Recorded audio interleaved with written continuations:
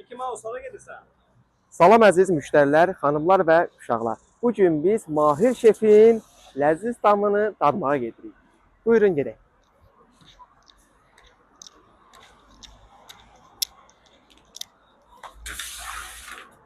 Oo, salam aleykum. Xoş gəlmisən. Aman nə yox. Sağ olun. Salamatçılıqdır. Buyurun, nə dadlı bir Bizim şeydir. bu günləri dəyərli müştərilərimiz, bugünkü qonağımız Mickey Mouse müəllimdir.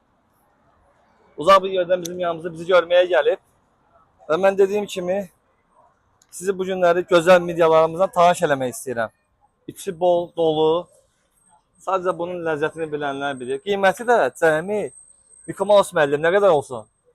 Cəmi 1 manat. Ta nə istəyirsiniz? Buyurun, gəlin. Məkanımız tam olaraq binənin mərkəzində, Araz Marketin düz önündə.